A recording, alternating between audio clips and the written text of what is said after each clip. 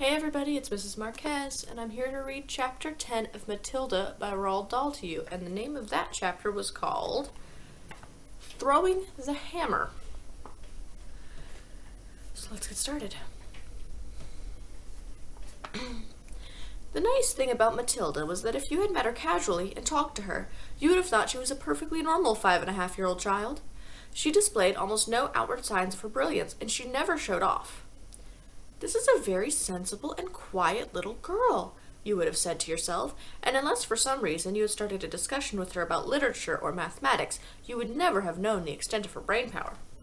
It was therefore easy for Matilda to make friends with other children. All those in her class liked her. They knew, of course, that she was clever, because they had heard her being questioned by Miss Honey on the first day of term, and they knew also that she was allowed to sit quietly with a book during lessons and not pay attention to the teacher. But children of their age do not search deeply for reasons. They are far too wrapped up in their own small struggles to worry over much about what others are doing and why. Among Matilda's newfound friends was a girl called Lavender. Right from the first day of term, the two of them started wandering round together during their morning break and in the lunch hour. Lavender was exceptionally small for her age, a skinny little nymph with deep brown eyes and with dark hair that was cut in a fringe across her forehead. Matilda liked her because she was gutsy and adventurous. She liked Matilda for exactly the same reasons. Before the first week of term was up, awesome tales about the headmistress, Miss Trunchbull, began to filter to the newcomers. Matilda and Lavender, standing in the corner of the playground during morning break on the third day, were approached by a rugged 10-year-old with a boil on her nose called Hortensia. "New scum, I suppose," Hortensia said to them, looking down from her great height. She was eating from an extra-large bag of potato crisps and digging the stuff out in handfuls. "Welcome to Borstal," she added, spraying bits of crisp out of her mouth like snowflakes. The two tiny ones, confronted by this giant, kept watchful silence. "Have you met the Trunchbull yet?" Hortensia asked. "We've seen her in the morning," Lavender said, "but we haven't met her." "You've got a treat coming to you," Hortensia said. "She hates very small children. She therefore loathes the bottom class and everyone in it, and she thinks 5-year-olds are grubs that haven't yet hatched out." In went another fistful of crisps, and when she spoke again, out sprayed the crumbs. "If you survive your first year, you may just manage to live through the rest of your time here." And there's a picture of Hortensia.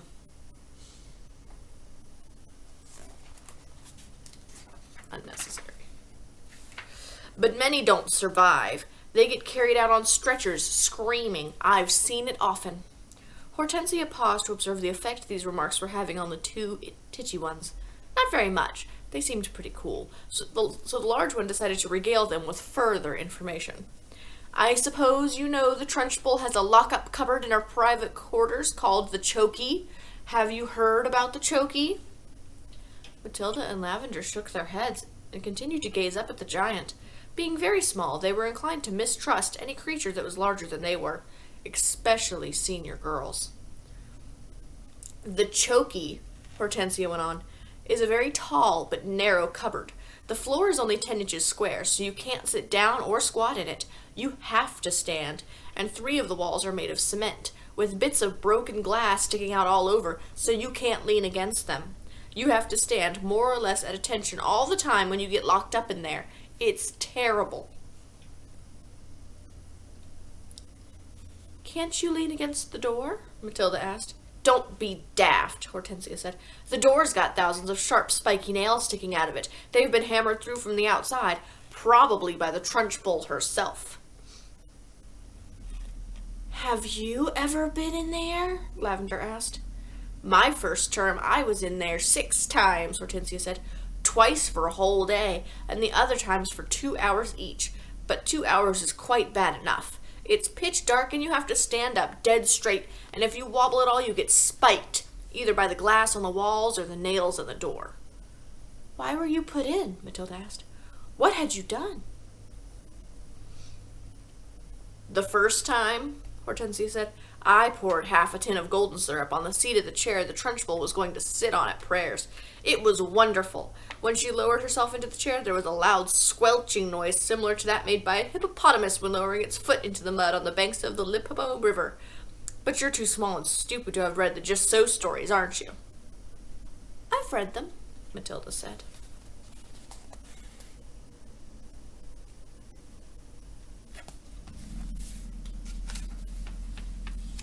You're a liar, Hortensia said amiably. You can't even read yet, but no matter. So when the trench bowl sat down in the golden syrup, the squelch was beautiful, and when she jumped up again, the chair sort of stuck to the seat of those awful green breeches she wears, and came up with her for a few seconds until the thick syrup slowly came unstuck.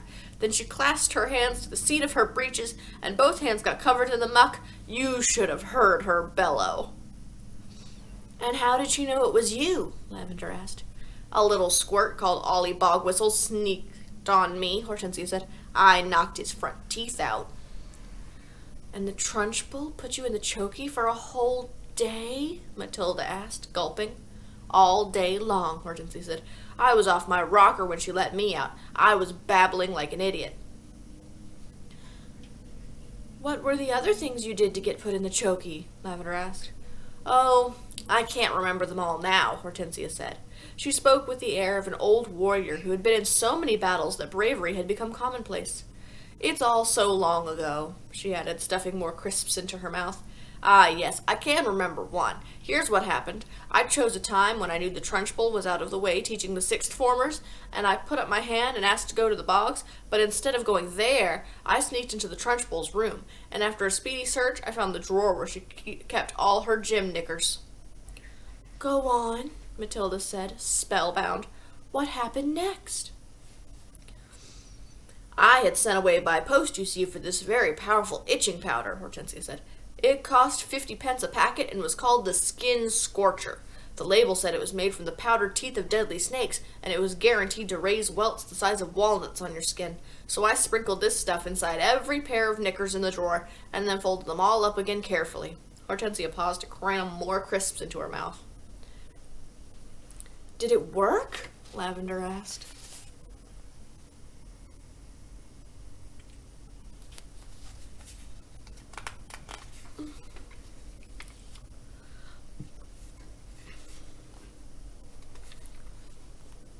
Well, Hortensia said, a few days later, during prayers, the Trunchbull suddenly started scratching herself like mad down below. Ah, I said to myself, here we go. She's changed for Jim already. It was pretty wonderful to be sitting there watching it all and knowing that I was the only person in the whole school who realized exactly what was going on inside the Trunchbull's pants. And I felt safe, too. I knew I couldn't be caught. Then the scratching got worse. She couldn't stop. She must have thought there was a wasp's nest down there. And then right in the middle of the Lord's Prayer, she leapt up and grabbed her bottom and rushed out of the room. Both Matilda and Lavender were enthralled. It was quite clear to them that they were at the moment standing in the presence of a master. Here was somebody who had brought the art of skullduggery to the highest point of perfection. Somebody, moreover, who was willing to risk life and limb in pursuit of her calling. They gazed in wonder at this goddess, and suddenly even the boil on her nose was no longer a blemish, but a badge of courage.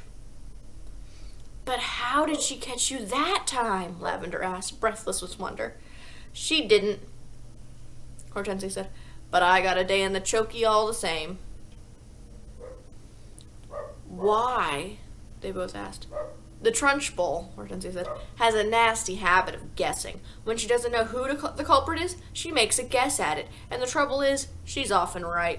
I was the prime suspect this time because of the golden syrup job, and although I knew she didn't have any proof, nothing I said made any difference. I kept shouting, how could I have done it, Miss Trunchbull? I didn't even know you kept any spare knickers at school. I don't even know what itching powder is. I've never even heard of it. But the lying didn't help me in spite of the great performance I put on. The Trunchbull simply grabbed me by one ear and rushed me to the chokey at the double and threw me inside and locked the door. That was my second all-day stretch. It was absolute torture. I was spiked and cut all over when I came out. It's like a war, Matilda said, overawed. You're darn right it's like a war, Hortensia cried, and the casualties are terrific. We are the Crusaders, the gallant army fighting for our lives with hardly any weapons at all, and the Trunchbull is the Prince of Darkness, the foul serpent, the fiery dragon with all the weapons at her command. It's a tough life. We all try to support each other. You can rely on us, Lavender said, making her height of 3 feet 2 inches stretch as tall as possible. No, I can't, Hortensia said. You're only shrimps. But you never know. We may find a use for you one day in some undercover job." "Tell us just a little bit more about what she does," Matilda said. "Please do." "I mustn't frighten you before you've been here a week," Hortensia said. "You won't," Lavender said. "We may be small, but we're quite tough." "Listen to this, then," Hortensia said. "Only yesterday the Trunchbull caught a boy called Julius Rotwinkle eating licorice all sorts during the scripture lesson, and she simply picked him up by one arm and flung him clear out the open classroom window. Our classroom is one floor up, and we saw Julius Rotwinkle go sailing out over the garden like a frisbee and landing with a thump in the middle of the lettuces. Then the Trunchbull turned to us and said, 'From now on, anybody caught eating in class goes straight out the window.'" "Did this Julius Rotwinkle break any bones?" Lavender asked. "Only a few," Hortensia said. "You've got to remember that the Trunchbull once threw the hammer for Britain in the Olympics, so she's very proud of her right arm." "What's throwing the hammer?" Lavender asked. "The hammer," Hortensia said, "is actually a ruddy great cannonball on the end of a long bit of wire, and the thrower whisks it round and round his or her head faster and faster and then lets it go. You have to be terrifically strong. The Trunchbull will have thrown anything around just to keep her arm in, especially children." "Good heavens," Lavender said. There's poor Julius. Good thing this book is make-believe. "I once heard her say," Hortense went on, "that a large boy is about the same weight as an Olympic hammer, and therefore he is very useful for practicing with." At that point, something strange happened. The playground, which up until then had been filled with shrieks and shouting of children at play all at once, became silent as a grave. "Watch out," Hortensia whispered. Matilda and Lavender glanced round and saw the gigantic figure of Miss Trunchbull advancing through the crowd of boys and girls with menacing strides. The children drew back hastily to let her through, and her progress across the asphalt was like that of Moses going through the Red Sea when the waters parted. A formidable figure she was, too, in her belted smock and green breeches. Below the knees, her calf muscles stood out like grapefruits inside her stockings. "Amanda Thrip," she was shouting. "You, Amanda Thrip, come here." "Hold your hats," Hortensia whispered. "What's going to happen?" Lavender whispered back. "That idiot Amanda," Hortensia said, "has let her long hair grow even longer during the holes, and her mother has plaited it into pigtails. Silly thing to do."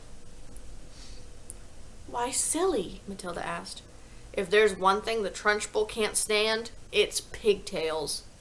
Matilda and Lavender saw the giant in green breeches advance upon the girl of about 10, who had a pair of plaited golden pigtails hanging over her shoulders. Each pigtail had a blue satin bow at the end of it, and it all looked very pretty. The girl wearing the pigtails, Amanda Thrip, stood quite still watching the advancing giant, and the expression on her face was one that you might find on the face of a person who is trapped in a small field with an enraged bull who is charging flat out towards her.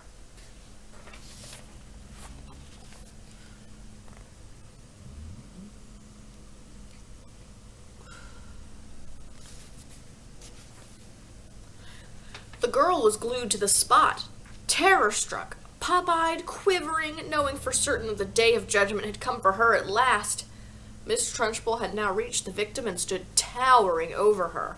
"I want those filthy pigtails off before you come back to school tomorrow," she barked. "Chop 'em off and throw 'em in the dustbin. You understand?" Amanda, paralyzed with fright, managed to stutter, My mummy likes them. She plates them for me every morning." "Your mummy's a twit," the Trunchbull bellowed. She pointed a finger the size of a salami at the child's head and shouted, "You look like a rat with a tail coming out of its head." My mummy thinks I look lovely, Miss Trunchbull," Amanda stuttered, shaking like a blancmange. "I don't give a tinker's toot what your mummy thinks," the Trunchbull yelled. And with that, she lunged forward and grabbed hold of Amanda's pigtails in her right fist and lifted the girl clear off the ground. Then she started swinging her round and round her head faster and faster, and Amanda was screaming blue murder, and the Trunchbull was yelling, "I'll give you pigtails, you little rat."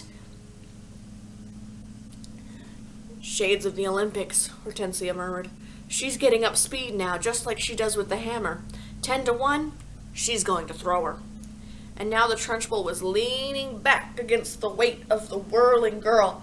and pivoting expertly on her toes, spinning round and round, and soon Amanda Thripp was traveling so fast she became a blur, and suddenly with a mighty grunt, the Trunchbull let go of the pigtails, and Amanda went sailing like a rocket right over the wire fence of the playground and high up into the sky.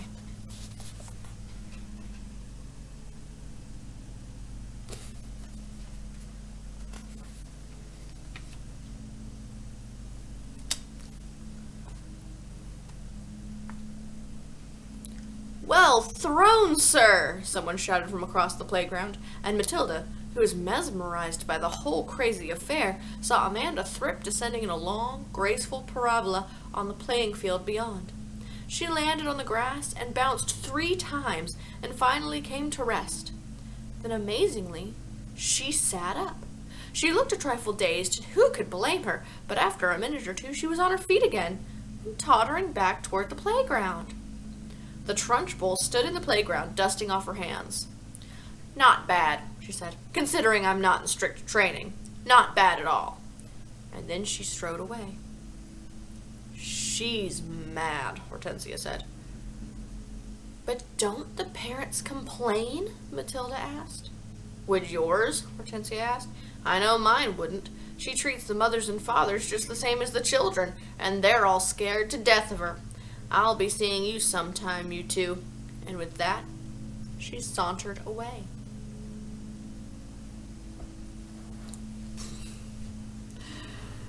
The next chapter is called Bruce Bogtrotter and the Cake, and we will read that tomorrow.